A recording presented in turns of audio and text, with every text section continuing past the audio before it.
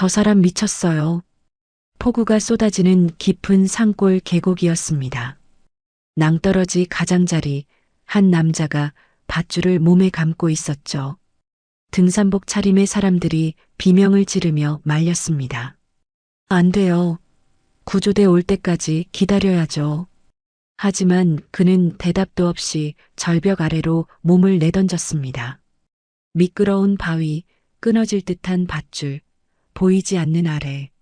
모두가 숨을 죽인 채 지켜봤죠.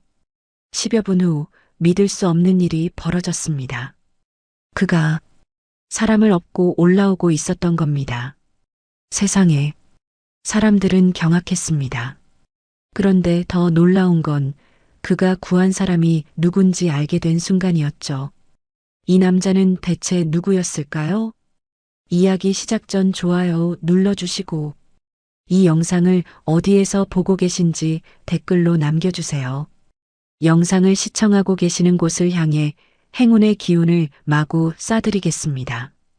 강민우 41살이었습니다. 태중그룹 지방 공장 경비팀. 그의 명찰에는 그렇게 적혀 있었죠. 오전 9시 출근 체크를 하는 민우의 얼굴은 무표정했습니다. 강대리. 오늘 야간 근무 바꿔줄 수 있어? 젊은 동료가 다가왔습니다. 민우보다 10살은 어려 보이는 후배였죠. 알겠습니다. 고마워요. 형은 어차피 할 일도 없잖아요. 후배는 웃으며 가볍게 등을 두드렸습니다. 민우는 아무 말도 하지 않았죠. 할 일도 없다는 말, 틀린 말은 아니었습니다. 점심시간이었습니다. 구내식당에서 혼자 밥을 먹는 민우. 옆 테이블에서 젊은 직원들의 수군거림이 들려왔습니다. 저 사람 강민우 대리 맞죠? 응, 40 넘어서 경비원이나 하고 있네. 뭔가 사연 있나 봐. 그러게요. 말도 없고 좀 음침하지 않아요? 민우는 밥을 씹는 속도를 늦추지 않았습니다. 익숙한 일이었죠. 3년째 듣는 말들이었으니까요. 오후 5시 퇴근 시간이었습니다. 다른 직원들은 3, 4, 5 모여 저녁 약속을 잡았습니다. 민우는 조용히 짐을 챙겼죠. 민우 씨는 오늘도 운동 가세요? 나이 지긋한 경비팀장이 물었습니다. 네, 팀장님. 참, 대단하시네. 매일같이 운동을 하시니. 민우는 작게 고개를 숙이고 나갔습니다. 그의 일과는 정해져 있었습니다. 퇴근 후 헬스장, 저녁 식사, 그리고 수영장. 주말에는 격투기 체육관까지 더해졌죠. 헬스장 트레이너가 고개를 저었습니다. 민우 씨, 매일 이렇게 하시면 몸이 망가져요. 쉬엄쉬엄 하셔야죠. 괜찮습니다. 민우는 묵묵히 바벨을 들어 올렸습니다. 땀이 흘러내렸죠. 아파야 했습니다. 몸이 아파야 마음이 덜 아팠으니까요. 밤 10시 수영장이었습니다. 민우는 쉬지 않고 레인을 왕복했습니다. 한 레인, 두 레인, 10레인. 숨이 턱까지 차올랐지만 멈추지 않았죠. 손님, 이제 마감 시간입니다. 직원의 말에 민우는 그제야 물에서 나왔습니다. 집으로 돌아오는 길, 작은 원룸이었습니다. 냉장고를 열었지만 먹을 것은 거의 없었죠. 간단히 삼각김밥으로 저녁을 때웠습니다. 벽에 걸린 달력. 내일은 토요일이었습니다. 민우는 달력에 동그라미를 쳤죠. 아버지 병원. 다음 날 아침 민우는 시외버스를 탔습니다. 2시간을 달려 도착한 곳은 요양병원이었죠. 강민우님 보호자시죠? 환자분 상태는 여전합니다. 간호사의 말에 민우는 고개를 끄덕였습니다. 병실 문을 열었습니다. 침대에 누운 아버지. 의식이 없었죠. 인공호흡기 소리만 규칙적으로 들렸습니다. 아버지. 민우는 아버지의 손을 잡았습니다. 말랐고 차가웠죠. 죄송합니다. 제가 잘못했습니다. 3년 전이었습니다. 그 일이 있고 나서 아버지는 쓰러지셨죠. 자랑스러운 아들이 하루아침에 그 충격을 이기지 못하신 겁니다. 조금만 더 기다려주세요. 제가 꼭. 민우의 목소리가 떨렸습니다. 하지만 아버지는 대답이 없었죠. 병원을 나서는 민우의 어깨가 축 처져 있었습니다. 저녁 격투기 체육관이었습니다. 샌드백을 향해 주먹을 날렸죠. 1번, 2번, 10번, 20번. 주먹이 벗겨져 피가 났지만 멈추지 않았습니다. 야, 강민우. 그만해. 손 다쳐. 관장이 달려와 민우를 말렸습니다. 죄송합니다. 무슨 일 있어? 요즘 너무 무리하는 거 아냐? 민우는 고개를 저었습니다. 아닙니다. 그냥 몸을 좀 만들고 싶어서요. 관장은 한숨을 쉬었죠. 40 넘어서 뭘 그렇게 해. 이러다 다친다? 40. 그 말이 가슴에 박혔습니다. 41살 경비원. 이게 그의 현실이었죠. 일요일 밤 민우는 좁은 원룸에 혼자 앉아 있었습니다. 창밖으로 보이는 도시의 불빛. 저 멀리 어딘가에서는 사람들이 웃고 떠들고 있겠죠. 하지만 민우에게는 그런 삶이 없었습니다. 3년 전 그날 이후로 모든 게 달라졌으니까요. 왜 하필 그날이었을까? 민우는 작게 중얼거렸습니다. 그리고 고개를 떨궜죠. 내일이면 또 월요일. 또 똑같은 일상이 시작될 겁니다. 그렇게 민우의 주말이 끝나가고 있었습니다. 다음 주 토요일 아침이었습니다. 민우는 새벽 5시에 일어났죠. 오늘은 산행 훈련 날이었습니다. 혼자 하는 훈련. 그에게는 일상이었죠. 배낭을 챙겼습니다. 물, 간단한 식량, 응급키트, 그리고 낡은 밧줄 한 묶음. 민우는 밧줄을 만지작거렸습니다. 아직도 쓸 수 있겠지. 중얼거린 민우는 배낭을 메고 집을 나섰습니다. 2시간을 달려 도착한 곳은 지리산 자락이었습니다. 사람들이 잘 찾지 않는 깊은 계곡 코스였죠. 민우는 익숙한 발걸음으로 산을 올랐습니다. 오전 10시 중턱쯤 올랐을 때였습니다. 이 코스 정말 좋네요. 역시 프라이빗 산행은 달라. 멀리서 목소리가 들렸습니다. 민우는 걸음을 멈췄죠. 이 코스에 사람이 있다니 드문 일이었습니다. 회장님, 조심하십시오. 여기서부터 경사가 급합니다. 알았네. 자네들도 조심하고. 민우는 눈살을 찌푸렸습니다. 회장? 이런 깊은 산에 회장이라니. 민우는 그들과 마주치지 않으려고 샛길로 방향을 틀었죠. 정오가 되었습니다. 민우는 바위에 앉아 간단히 식사를 했습니다. 고요한 산, 새소리만 들렸죠. 그때였습니다. 날씨가. 민우는 고개를 들었습니다. 하늘이 빠르게 어두워지고 있었죠. 구름이 몰려왔습니다. 안 좋은데. 민우는 서둘러 짐을 챙겼습니다. 산에서의 경험이 말해주고 있었죠. 곧 폭우가 올 거라고. 10분 후 빗줄기가 쏟아지기 시작했습니다. 민우는 재빨리 비옷을 꺼내 입었습니다. 하산해야 했죠. 그런데 그때 멀리서 비명소리가 들렸습니다. 으악! 회장님! 민우의 발이 멈췄습니다. 아까 그 사람들이었습니다. 민우는 망설였죠. 하지만 사람 목숨이 먼저지. 민우는 소리가 들린 쪽으로 달렸습니다. 폭우 속을 뚫고 달린 끝에 그곳에 도착했습니다. 서너 명의 사람들이 낭떠러지 앞에서 패닉 상태였죠. 구조대요. 빨리 구조대를. 휴대폰이 안 터져요. 어떡해요. 민우는 상황을 파악했습니다. 누군가 낭떠러지로 떨어진 겁니다. 비켜주십시오. 민우가 앞으로 나섰습니다. 누구세요? 한 남자가 물었습니다. 고급 등산복에 명품 시계. 비서처럼 보였죠. 등산객입니다. 얼마나 떨어지셨습니까? 그게 10m쯤?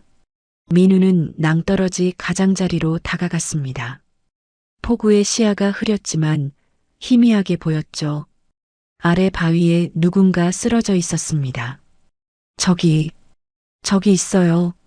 한 사람이 소리쳤습니다. 민우는 배낭에서 밧줄을 꺼냈습니다. 사람들이 웅성거렸죠. 설마 내려가시려고요? 미쳤어요. 이 폭우에. 민우는 대답하지 않았습니다.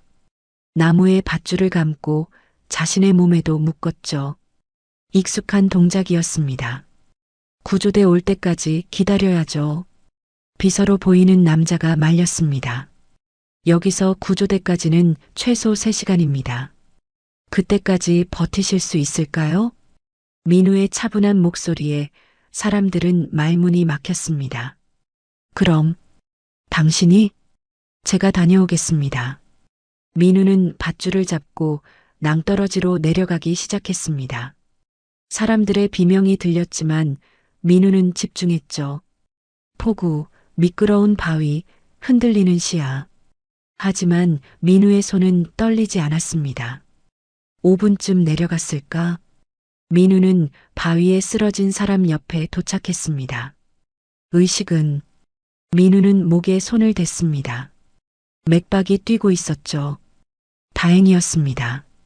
그리고 그 순간 민우는 그 사람의 얼굴을 봤습니다. 순간 민우의 손이 멈췄습니다. 이 사람은 60대 중반쯤 되어 보이는 남자, 고급스러운 등산복, 그리고 그 얼굴. 민우는 그를 알고 있었습니다. 아니, 정확히는 잊을 수가 없었죠. 태준. 3년 전 신문에서 봤던 얼굴이었습니다. 태준그룹 회장, 장태준. 그리고 그는 장준서의 아버지였습니다. 민우의 인생을 망친 그 천덕꾸러기의 아버지. 3년 전 사건을 무마하기 위해 자신을 좌천시킨 바로 그 사람. 민우의 손이 떨렸습니다. 폭우가 쏟아지는 낭떠러지, 의식 없는 원수, 그리고 혼자인 자신. 그냥 모른 척하고 올라갈까? 민우의 입에서 중얼거림이 흘러나왔습니다. 아무도 모를 겁니다. 이 폭우 속에서 구조가 늦어진 거라고 하면. 민우는 고개를 들었습니다. 빗물이 얼굴을 타고 흘렀죠. 그 순간 민우의 머릿속에 아버지의 얼굴이 떠올랐습니다. 의식 없이 병상에 누워 계신 아버지. 그리고 아버지가 평생 가르쳐 주신 말. 민우야, 군인은 나라와 국민을 지키는 사람이란다. 그게 무슨 뜻인지 아니?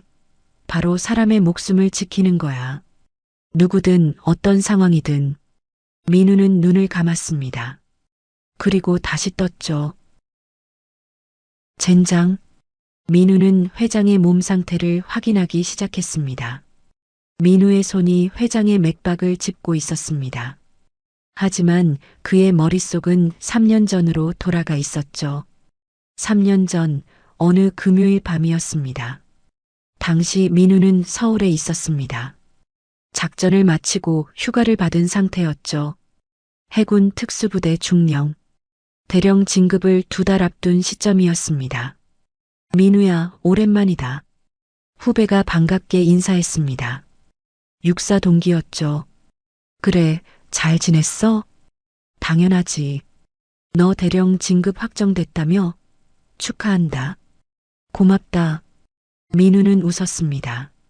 그때만 해도 모든 게 순조로웠죠. 한잔하자. 내가 쏜다. 강남의 한 고급바였습니다. 후배와 맥주를 마시며 이야기를 나눴죠. 평화로운 저녁이었습니다.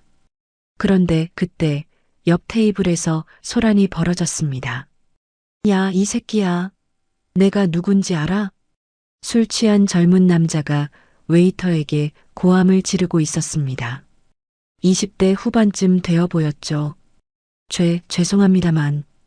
죄송하긴 뭐가 죄송해. 내 구두에 술을 쏟았잖아. 젊은 남자가 웨이터의 멱살을 잡았습니다. 주변 사람들이 웅성거렸지만 아무도 나서지 않았죠. 손님, 진정하십시오. 매니저가 달려왔지만 소용없었습니다. 진정? 이게 얼마짜리 구두인데? 짝! 젊은 남자가 웨이터의 뺨을 때렸습니다. 민우는 자리에서 일어났습니다. 후배야, 미안한데 먼저 가 있어. 형, 어디가? 민우는 대답 없이 그쪽으로 걸어갔습니다. 실례합니다. 민우가 젊은 남자의 손목을 잡았습니다. 뭐야, 너? 그만하시는 게 좋겠습니다. 민우의 목소리는 차분했습니다. 웃기네. 야, 이게 누군지 알아? 태준그룹 장태준 아들이야. 옆에 있던 일행이 소리쳤습니다. 모르겠네요. 민우는 손목을 놓지 않았습니다. 이 새끼가 안 나. 젊은 남자가 주먹을 휘둘렀습니다. 민우는 가볍게 피했죠. 그리고 그의 팔을 제압했습니다. 아프다고. 조용히 하십시오. 민우는 그를 의자에 앉혔습니다. 주변 사람들이 박수를 쳤죠. 그런데 문제는 그 다음이었습니다. 젊은 남자가 전화를 걸었습니다. 아버지, 나 지금 강남에서 폭행당했어요. 그날 밤 민우는 경찰서에 갔습니다. 폭행? 말도 안 됩니다. 제가 그 사람을 때린 적 없습니다. 하지만 증인들이 여럿 있습니다. 경찰의 말에 민우는 황당했습니다. 거짓 증인들이었죠. 모두 그 젊은 남자의 일행이었습니다. 이건 말이 안 됩니다. 강민우 중령님, 진정하십시오. 그때 누군가 경찰서에 들어왔습니다. 양복을 입은 중년 남자였죠. 저는 태준그룹 법무팀장입니다. 남자는 명함을 내밀었습니다. 이번 일 조용히 합의하시죠. 중령님의 앞날을 위해서. 제가 뭘 잘못했는데요? CCTV 영상이 있습니다. 중령님께서 저희 도련님을 제압하시는. 그건 그 사람이 먼저 폭력을. 아무도 그렇게 증언하지 않습니다. 법무팀장은 차갑게 웃었습니다. 민우는 그제야 깨달았습니다. 이건 짜인 판이라는 걸. 만약 이 일이 크게 번지면 중령님 진급은 물 건너갑니다. 아시죠? 협박입니까? 협박이 아니라 충고입니다. 결국 민우는 합의했습니다. 아니, 합의할 수밖에 없었죠. 하지만 그게 끝이 아니었습니다. 일주일 후 중요한 작전이 있었습니다. 민우가 지휘하는 작전이었죠. 그런데 중령님, 통신이 두절됐습니다. 작전 중 갑자기 통신 장비가 고장났습니다. 나중에 알고 보니 누군가 장비를 건드렸다는 의심이 있었죠. 작전은 실패했습니다. 큰 인명 피해는 없었지만 민우는 책임을 져야 했습니다. 강민우 중령, 작전 실패의 책임으로 진급 취소 및 전출 조치한다. 대령 진급은 취소됐습니다. 그리고 지방의 한직으로 좌천됐죠. 소식을 들은 아버지가 병원에 실려갔습니다. 아버지, 민우야, 무슨 일이 있었던 거니? 아버지, 죄송합니다. 그게 아버지와 나눈 마지막 대화였습니다. 그날 밤 아버지는 뇌출혈로 쓰러지셨죠. 그리고 지금까지 의식을 되찾지 못하고 계십니다. 민우는 긴 한숨을 내쉬었습니다. 폭우 속 낭떠러지, 그리고 눈앞에 장태준 회장. 모든 게 그의 아들 때문이었습니다. 그리고 이 사람이 뒤에서 손을 썼다는 것도 민우는 나중에 알게 됐죠. 당신 때문에. 민우의 손이 떨렸습니다. 당신 때문에 내 인생이. 아버지가 그냥 가면 됩니다. 아무것도 하지 않고 올라가면 이 사람은. 민우는 고개를 들었습니다. 빗물이 눈을 가렸죠. 그런데 그때 회장의 입에서 희미한 신음이 들렸습니다. 민우는 회장의 얼굴을 봤습니다. 고통스러워 보였죠. 젠장. 민우는 배낭에서 응급키트를 꺼냈습니다. 사람 목숨이 먼저다. 그게 내가 배운 거니까. 민우는 회장의 상처를 확인하기 시작했습니다. 복수는 나중에 생각하기로 했습니다. 지금은 사람을 살려야 했으니까요. 민우는 회장의 상태를 빠르게 파악했습니다. 늑골골절, 뇌출혈 가능성, 손으로 조심스럽게 복부를 눌러봤습니다. 회장이 신음했죠. 의식은 희미하지만 살아있어. 민우는 배낭에서 붕대를 꺼냈습니다. 응급처치를 시작했죠. 폭우가 쏟아졌지만 민우의 손은 정확했습니다. 일단 지혈부터 이마의 상처에서 피가 흘렀습니다. 민우는 재빨리 소독하고 붕대를 감았죠. 이 정도면 움직일 수는 있어. 문제는 여기서부터였습니다. 어떻게 이 사람을 올려보낼 것인가. 민우는 위를 올려다봤습니다. 10여 미터. 폭우의 바위는 미끄러웠고 밧줄은 하나뿐이었죠. 민우는 한숨을 쉬었습니다. 할 수 있어. 해야 돼. 민우는 회장을 업기 시작했습니다. 등에 업고 밧줄로 단단히 고정했죠. 마치 예전에 동료를 구조하던 그때처럼. 좋아. 이제 올라간다. 민우는 밧줄을 잡았습니다. 그리고 한 발 한 발 바위를 디뎠죠. 위에서 지켜보던 사람들이 숨을 죽였습니다. 올라오고 있어요. 말도 안 돼. 사람을 업고 저 사람 대체 뭐예요? 비서로 보이는 남자가 중얼거렸습니다. 민우는 천천히 그러나 확실하게 올라왔습니다. 한 걸음씩 발을 디딜 곳을 찾고 체중을 옮기고 밧줄을 당기고 회장의 무게가 어깨를 짓눌렀습니다. 팔이 떨렸죠. 하지만 민우는 멈추지 않았습니다. 5분, 10분. 거의 다 왔어요. 위에서 누군가 소리쳤습니다. 그런데 그때였습니다. 쿵. 갑자기 바위 하나가 떨어져 나갔습니다. 민우의 발이 헛디뎠죠. 으악. 민우의 몸이 공중에 떴습니다. 밧줄만이 그들을 잡고 있었죠. 안 돼. 위에서 비명이 터졌습니다. 민우는 필사적으로 바위를 움켜쥐었습니다. 손톱이 깨지며 피가 났지만 놓을 수 없었죠. 숨이 턱까지 찼습니다. 팔에 힘이 빠져갔죠. 안 돼. 여기서 포기하면. 민우는 이를 악물었습니다. 아버지의 얼굴이 떠올랐습니다. 병상에 누운 아버지. 그리고 아버지가 들려주시던 이야기들. 민우야, 군인의 자격은 뭘까? 모르겠어요, 아버지. 바로 포기하지 않는 거란다. 어떤 상황에서도 끝까지요. 그래. 끝까지 버티는 사람이 진짜 군인이지. 민우는 눈을 떴습니다. 포기. 안 해. 민우는 다시 힘을 냈습니다. 발로 바위를 짚었죠. 그리고 한 번, 두 번, 세 번. 올라온다. 올라와. 드디어 민우의 손이 정상 가장자리에 닿았습니다. 여기요. 잡아요. 사람들이 달려와 민우를 잡아당겼습니다. 쿵. 민우는 땅에 쓰러졌습니다. 회장도 옆에 조심스럽게 내려놓았죠. 민우는 숨을 몰아쉬었습니다. 온몸이 떨렸죠. 한계였습니다. 회장님. 비서가 달려와 회장을 확인했습니다. 살아계세요. 맥박이 뛰어요. 안도의 한숨이 터져 나왔습니다. 당신 대체 누구예요?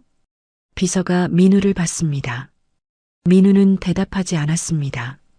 그저 누워서 빗물을 맞으며 숨을 쉬었죠. 구조대에 연락됐습니다. 30분 안에 도착한답니다. 누군가 소리쳤습니다. 그때까지 버티셔야 해요. 회장님, 사람들이 회장 주변에 모였습니다. 민우는 조용히 일어났습니다. 비틀거렸지만 서 있을 수는 있었죠. 저는 이만 가보겠습니다. 잠깐만요. 당신 이름이라도 필요 없습니다. 민우는 등을 돌렸습니다. 적어도 연락처라도 회장님께서 은혜를 갚고 싶으실 텐데. 됐습니다. 민우는 고개를 저었습니다.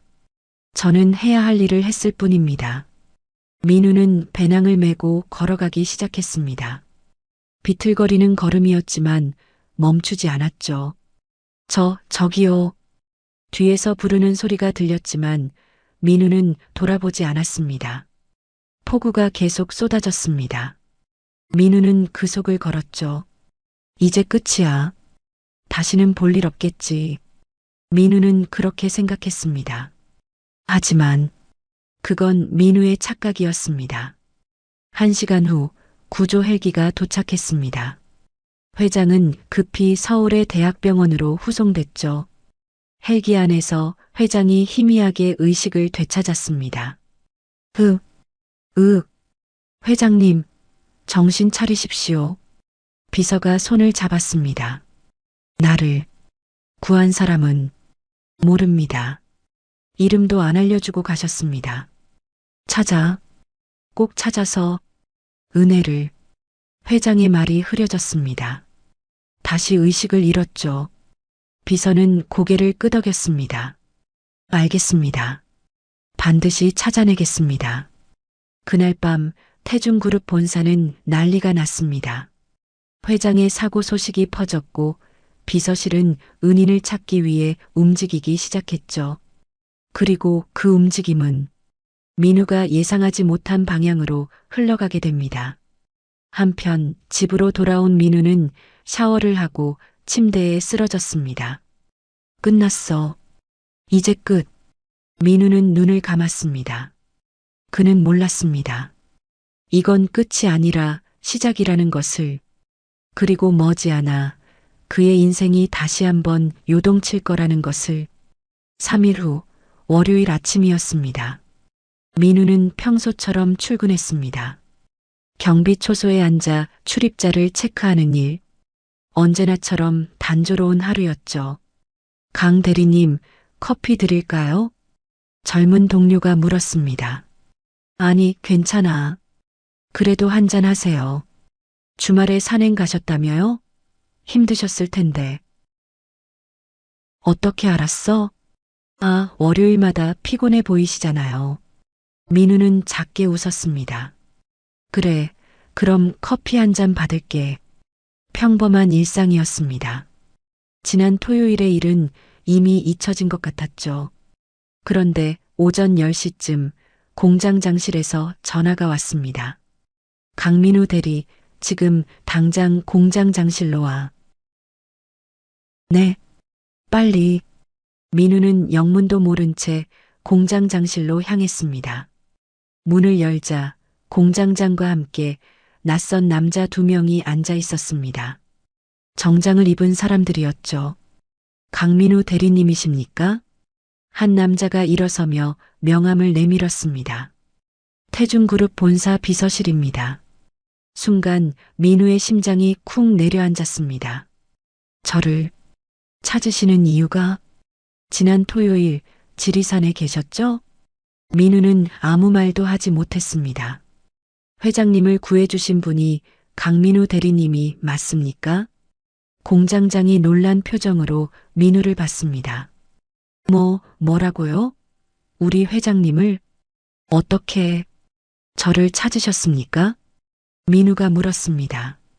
CCTV와 목격자 진술을 종합했습니다. 그리고 결정적으로 비서실 직원이 태블릿을 꺼냈습니다. 대리님께서 사용하신 구조 기술이 특수했습니다. 전문가 수준이었죠.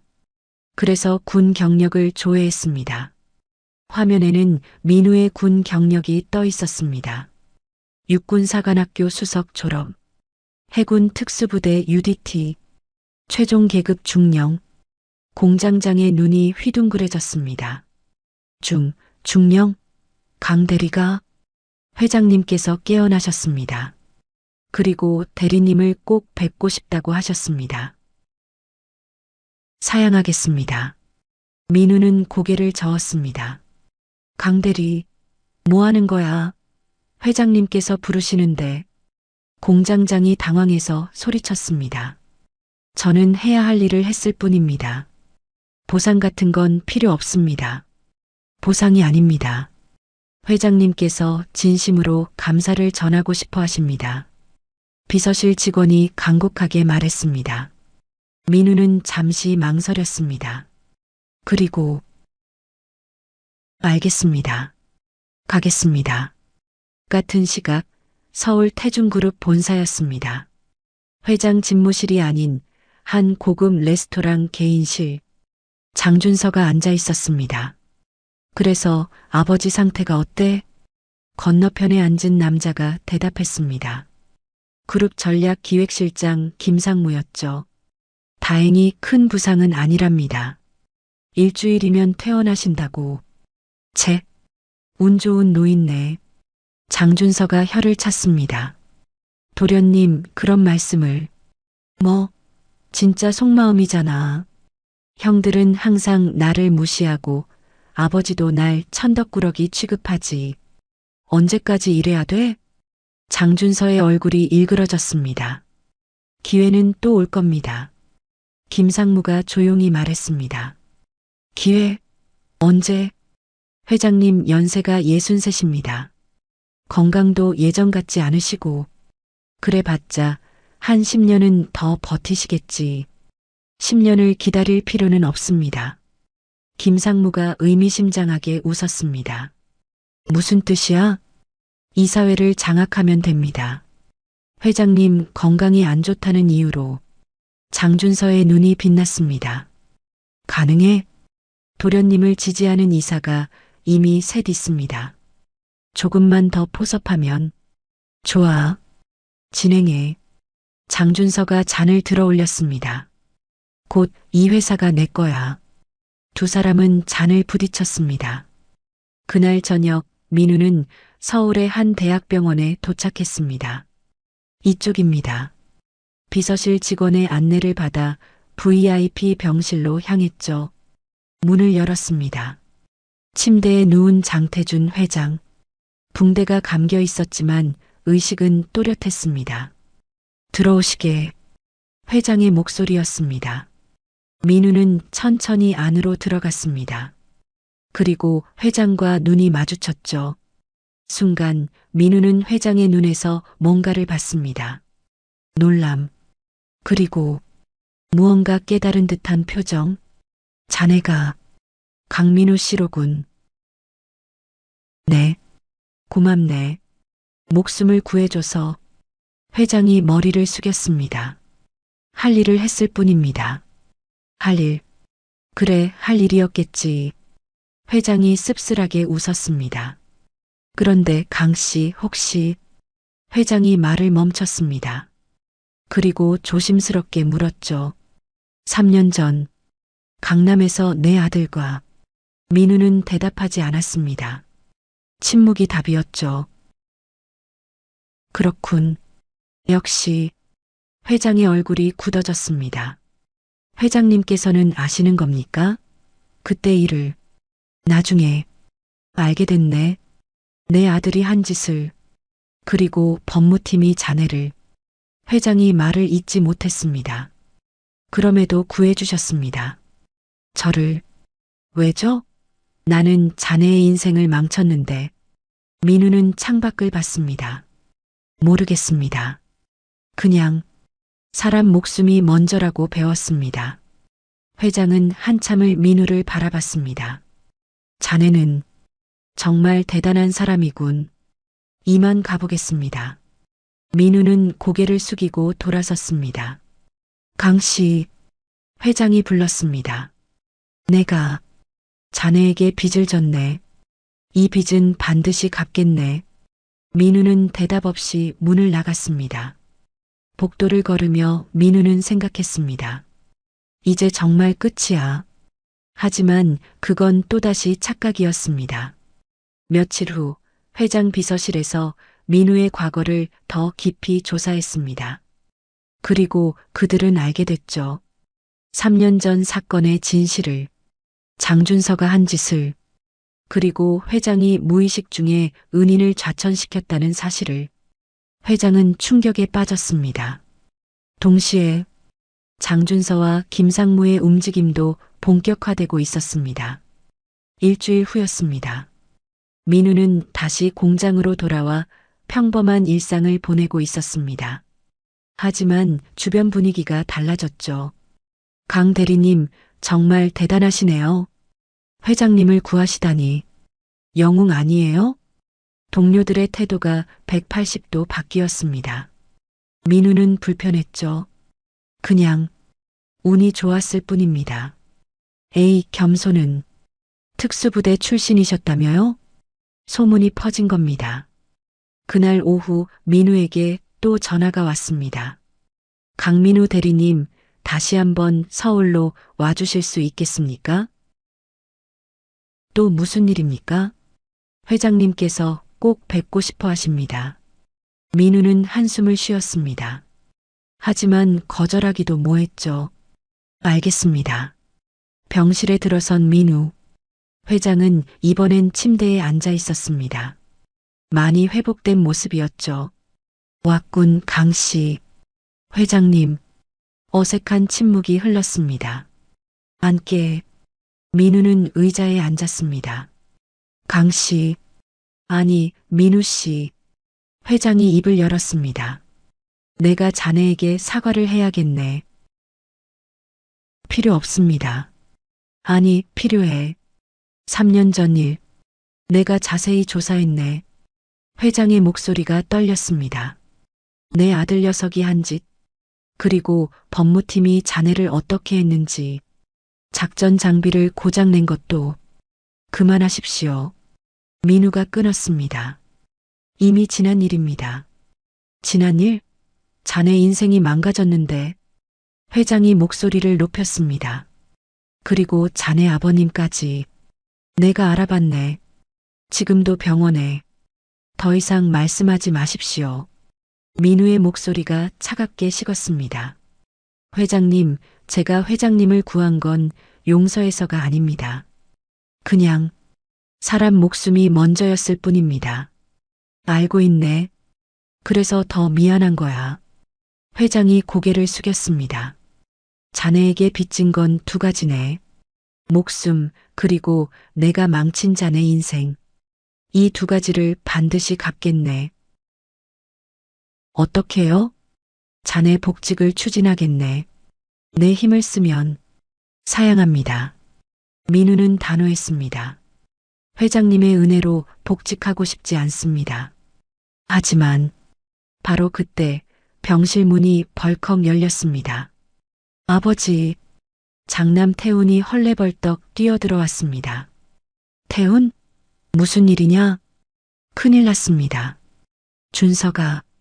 준서가 이사회를 소집했습니다. 뭐? 회장의 얼굴이 굳었습니다. 제 허락도 없이? 네. 그리고 아버지의 건강 문제를 거론하며 경영권 승계를 주장하고 있습니다. 그 녀석이. 회장이 벌떡 일어나려 했습니다. 하지만 몸이 휘청거렸죠. 아버지, 안 됩니다. 비켜라. 당장 회사로 가야. 의사 선생님이 절대 안 된다고 했습니다. 움직이시면 재출혈 위험이. 회장이 침대 끝을 움켜쥐었습니다. 무력함에 분노했죠. 그럼 어떻게 하란 말이냐? 형님이 이사회에 참석했습니다. 하지만 준서 쪽 이사들이 더 많습니다. 태훈의 말에 회장은 절망했습니다.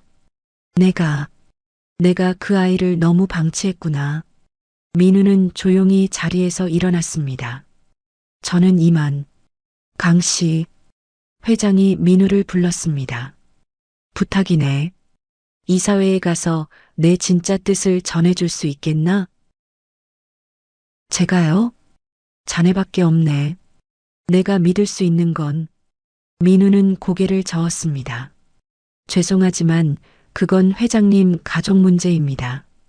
제가 끼어들 일이. 민우 씨, 회장이 민우의 손을 잡았습니다. 내가 잘못했네. 자네에게 빚진 사람이 또 부탁하는 거 알아. 하지만 회장의 눈에 눈물이 맺혔습니다. 우리 회사에는 수만 명의 직원이 있네. 그들의 가족까지 치면 수십만 명이야. 만약 준서 그 녀석이 회사를 장악하면. 민우는 잠시 망설였습니다. 장준서가 경영을 하면 어떻게 됩니까? 망한다네. 그 녀석은 경영 능력이 없어. 돈만 쓸 줄 알지. 태훈이 거들었습니다. 준서는 그동안 투자라는 명목으로 수백억을 날렸습니다. 형님이나 저한테는 한 번도 경영을 맡기지 않았으면서. 민우는 창밖을 바라봤습니다. 내 일이 아니야. 돌아가자. 하지만 머릿속에 떠오르는 얼굴들이 있었습니다. 공장의 동료들, 오늘 아침 인사했던 청소 아주머니, 경비초소에서 같이 근무하는 후배, 그들의 일자리가 위험해진다면. 민우는 긴 한숨을 쉬었습니다. 제가 대신 가서 전달은 하겠습니다. 하지만 그 이상은 기대하지 마십시오. 고맙네. 정말 고맙네. 회장이 민우의 손을 꽉 잡았습니다. 이 문서를 가져가게. 내 진짜 의중을 담은 위임장일세. 비서실장이 서류 봉투를 민우에게 건넸습니다. 그리고 이건. 비서실장이 또 다른 서류를 내밀었습니다. 장준서와 김상무의 비리 증거입니다. 혹시 모르니 가져가십시오. 민우는 두 봉투를 받아들었습니다. 당신이 아니라 무고한 직원들을 위해서입니다. 민우는 회장을 똑바로 봤습니다. 알고 있네. 자네는 그런 사람이지. 민우는 병실을 나섰습니다. 복도를 걸으며 민우는 생각했습니다. 왜 나한테 이런 일이. 하지만 이미 결정한 일이었습니다. 민우는 태중그룹 본사로 향했습니다. 그곳에서는 장준서의 쿠데타가 진행되고 있었죠. 그리고 민우는 알지 못했습니다. 이 선택이 자신의 인생을 또다시 바꿀 거라는 것을. 태중그룹 본사 20층 이사회 회의실이었습니다. 긴 테이블에 15명의 이사들이 앉아 있었죠. 상석에는 장준서가 앉아 있었습니다. 그럼 표결하겠습니다. 장준서가 선언했습니다. 아버지의 건강 문제로 인한 경영권 승계. 찬성하시는 분은 손을 들어주십시오. 하나, 둘, 셋. 손이 올라갔습니다. 장남 태영이 벌떡 일어났습니다. 이건 말도 안 됩니다. 아버지는 회복 중이십니다. 형, 진정해요. 현실을 봐야죠. 장준서가 비웃듯 말했습니다. 아버지는 이번 사고로 건강이 크게 악화됐어요. 언제 다시 쓰러지실지 모르죠. 그래도 이건. 그리고 이미 아버지께서 저를 지명하셨습니다. 장준서가 서류를 들어보였습니다. 이게 바로 아버지의 위임장입니다. 그게 진짜라는 증거가 있나? 아버지 친필 서명이 있습니다. 법무팀이 확인했죠. 김상무가 거들었습니다. 의문이 있으시면 감정을 받아보시죠. 하지만 시간이 걸릴 겁니다. 그동안 회사는? 태영은 말문이 막혔습니다. 자, 다시 표결합니다. 찬성. 바로 그 순간이었습니다. 쿵. 회의실 문이 열렸습니다. 모두가 고개를 돌렸죠. 평범한 옷차림의 한 남자가 서 있었습니다. 민우였습니다. 누구야? 장준서가 당황해서 물었습니다. 회장님의 뜻을 전하러 왔습니다. 민우는 차분하게 말했습니다. 회장 뜻? 무슨 소리야? 장태준 회장님께서는 경영권 승계를 원치 않으십니다. 민우가 들고 온 봉투를 테이블에 놓았습니다. 이게 진짜 회장님의 위임장입니다. 장준서의 얼굴이 굳었습니다. 당신이 누군데 감히 이사회에. 강민우입니다. 회장님을 구한 사람입니다. 순간 회의실이 술렁거렸습니다. 아, 그 특수부대 출신. 뉴스에 나온 그 사람. 회장님을 살린 장준서가 이를 갈았습니다. 그래서 당신이 회장님을 구했다고 이사회에 끼어들 권리가 있나? 권리는 없습니다. 하지만 진실을 말할 의무는 있죠. 민우는 봉투를 열었습니다. 이 문서를 보십시오. 회장님께서 오늘 오전에 직접 작성하신 위임장입니다. 경영권은 장남 태영 이사에게 임시로 위임한다고 명시되어 있습니다. 말도 안 돼.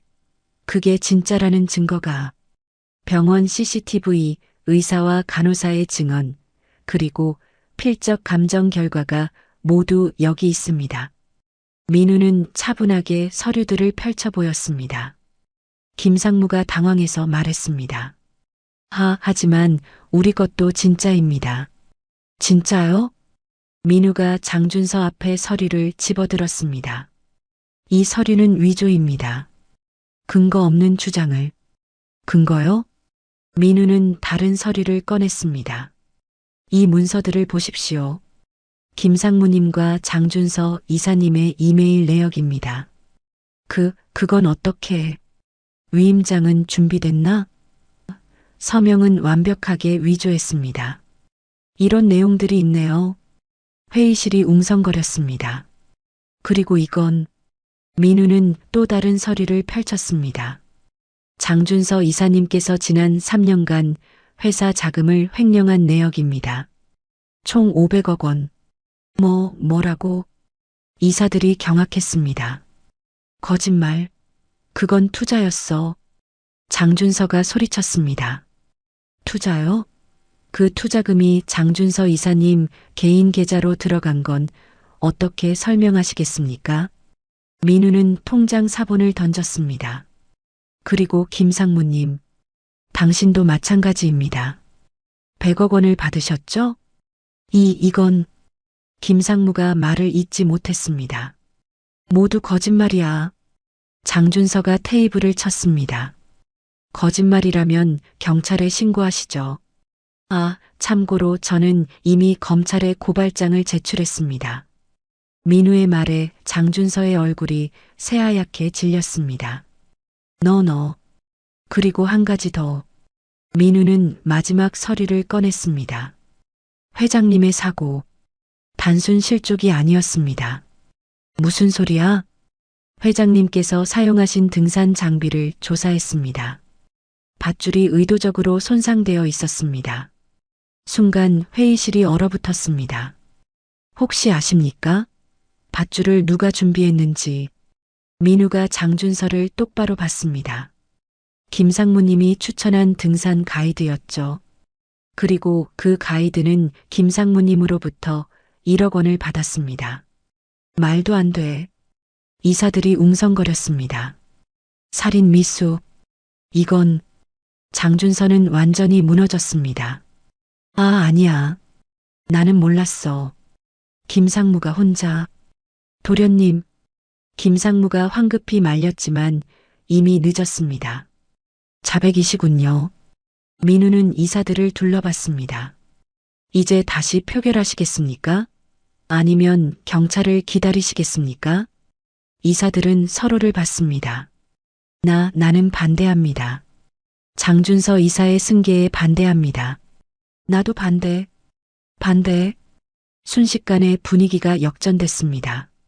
장준서는 의자에 주저앉았습니다. 끝이야. 다 끝이야. 민우는 태영에게 다가갔습니다. 회장님께서 전하신 말씀입니다. 장남이 회사를 잘 지켜달라고. 감사합니다. 정말 감사합니다. 태영이 민우의 손을 잡았습니다. 그때 회의실 문이 다시 열렸습니다. 경찰들이 들어왔습니다. 장준서 씨, 김상무 씨, 배임, 횡령, 살인 미수 혐의로 체포합니다. 안 돼. 놔줘. 장준서와 김상무는 수갑을 차고 끌려나갔습니다. 민우는 조용히 회의실을 나왔습니다. 복도에서 한숨을 쉬었죠. 끝났어. 이제 정말. 하지만 민우는 몰랐습니다. 이건 끝이 아니라 진짜 시작이라는 것을. 그리고 회장이 그에게 줄 선물이 무엇인지. 일주일이 지났습니다. 민우는 다시 지방 공장으로 돌아왔습니다. 하지만 예전과는 달랐죠. 강 대리님, 뉴스 봤어요. 대단하시더라고요. 회사 구하셨잖아요. 동료들의 환호를 받으며 민우는 쑥스럽게 웃었습니다. 별거 아닙니다. 별거 아니긴요. 영웅이시죠. 그날 오후 민우에게 또 전화가 왔습니다. 강민우 대리님, 회장님께서 뵙고 싶어 하십니다. 또요? 네. 하지만 이번엔 회장님께서 직접 찾아가시겠답니다. 예. 민우는 놀랐습니다. 회장이 직접? 다음 날 민우가 일하고 있을 때였습니다. 고급 승용차 한 대가 공장 앞에 섰습니다. 회장이 차에서 내렸죠. 회장님. 공장장이 허둥지둥 달려왔습니다. 강민우 씨 어디 있나? 저기. 경비 초소에. 회장은 초소로 걸어갔습니다. 민우가 나와 맞이했죠. 회장님, 어떻게? 자네를 보러 왔네. 회장은 민우를 바라봤습니다. 조용히 이야기할 곳이 있나? 공장 뒤편 벤치였습니다. 회장과 민우가 나란히 앉았습니다. 한참 침묵이 흘렀죠. 민우 씨. 회장이 먼저 입을 열었습니다. 일주일 동안 많은 생각을 했네. 내 아들이 저지른 일, 내가 자네에게 한 일, 그리고 자네가 나를 구한 일. 회장의 목소리가 떨렸습니다. 나는 정말 부끄럽네. 회장은 벤치에서 일어나더니 민우 앞에 무릎을 꿇었습니다. 회장님. 민우가 놀라 일어났습니다. 제발, 일어나십시오. 아니야. 이건 내가 해야 할 일이네. 회장은 고개를 숙였습니다. 내 아들이 저지른 일, 내가 자네의 인생을 망친 일, 진심으로 사과하네. 용서를 구하네. 회장의 눈에서 눈물이 떨어졌습니다.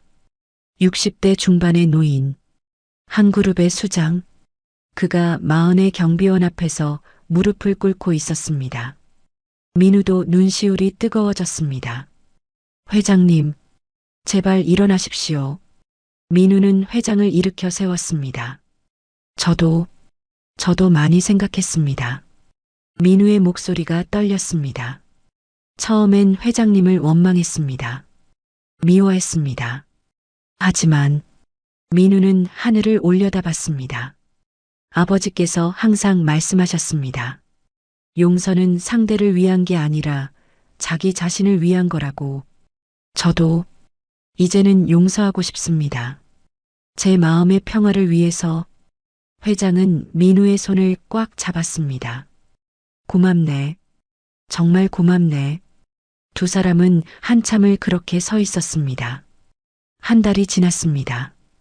민우는 아버지 병원으로 향했습니다. 하지만 오늘은 달랐죠. 강민우님 보호자시죠? 의사가 활짝 웃으며 다가왔습니다. 환자분께서 의식을 회복하셨습니다. 네. 민우는 달려갔습니다. 병실 문을 열었습니다. 아버지가 침대에 앉아 계셨죠. 아버지. 민우야. 아버지의 목소리였습니다. 3년 만에 듣는 목소리. 아버지. 민우는 아버지를 껴안았습니다. 눈물이 쏟아졌죠. 미안합니다. 정말 죄송합니다. 아니다, 아들아. 내 잘못이 아니야. 아버지가 민우의 등을 토닥였습니다. 내가 자랑스럽구나. 네. 의사 선생님한테 들었다. 내가 사람을 살렸다고. 원수까지도 구했다고. 아버지는 눈물을 닦으며 웃었습니다. 그게 진짜 군인이지. 내 아들, 진짜 군인이 됐구나. 민우는 아버지 품에서 한참을 울었습니다. 2달 후였습니다. 육군본부. 민우는 군복을 입고 서 있었습니다. 강민우 대령, 예. 저녁 후 명예복직을 명한다. 박수가 터져 나왔습니다. 민우는 대령 계급장을 달았죠. 3년 만에 돌아온 자리, 그것도 대령으로. 식이 끝나고 한 사람이 민우에게 다가왔습니다. 장태준 회장이었습니다. 축하하네, 강 대령. 회장님, 오셨습니까? 당연하지. 내 친구 복직식인데. 회장이 웃었습니다. 친구요? 그래, 친구. 나이 차이는 있지만 자네는 내 진짜 친구야. 회장은 민우의 어깨를 두드렸습니다. 고맙네. 자네 덕분에 내가 정말 많이 배웠어. 제가 배운 게 더 많습니다. 민우도 웃었습니다. 아, 그리고 이거. 회장이 봉투를 내밀었습니다. 뭡니까? 열어보게. 민우는 봉투를 열었습니다. 아버지 병원비 영수증이 들어 있었죠. 이건 다 처리했네. 그리고 앞으로 치료비도 우리 재단 병원에서 맡을 거야. 회장님, 이건 너무... 아니야. 이 정도로는 내 빚을 다 갚을 수 없어. 회장은 진지하게 말했습니다. 자네가 살려준 건 내 목숨만이 아니야. 내 회사, 내 가족, 그리고 내 영혼까지 살려줬네. 민우는 고개를 숙였습니다. 감사합니다. 아니, 내가 감사하지. 두 사람은 악수했습니다. 단단한 악수였죠. 그로부터 1년 후, 어느 주말 민우와 회장은 함께 등산을 하고 있었습니다. 역시 자네를 따라갈 수가 없네. 천천히 오십시오, 회장님. 산 정상에 도착했습니다. 두 사람은 나란히 앉아 경치를 봤죠. 민우 씨, 네. 정말 행복한가? 네. 제자리로 돌아왔으니까요. 그래, 자네는 군인이지. 나라를 지키는 사람. 회장이 웃었습니다. 나는 회사 전무 자리라도 줄 수 있었는데, 저는 이게 좋습니다. 민우도 웃었습니다. 그리고 회장님도 곁에 계시니까요. 이 녀석이. 회장이 민우의 등을 툭 쳤습니다. 두 사람은 한참을 그렇게 앉아 있었습니다. 나이 차이 20여 년. 한 명은 재벌 회장, 한 명은 군인. 하지만 그들은 이제 진정한 친구였습니다. 산 아래로 석양이 지고 있었습니다. 새로운 내일이 오고 있었죠. 진정한 용기는 원수까지도 용서하는 것입니다. 그리고 진정한 고귀함은 잘못을 인정하고 바로잡는 것이죠. 여기까지가 오늘의 이야기였습니다. 강민우와 장태준 회장, 두 사람의 선택이 여러분께는 어떻게 느껴지셨나요? 이 채널에서는 평범한 사람들의 특별한 선택, 그리고 그 선택이 만들어낸 놀라운 이야기를 매일 전해드립니다. 구독과 좋아요, 알림 설정으로 함께 해주시면 감사하겠습니다. 그럼 다음 이야기에서 또 뵙겠습니다.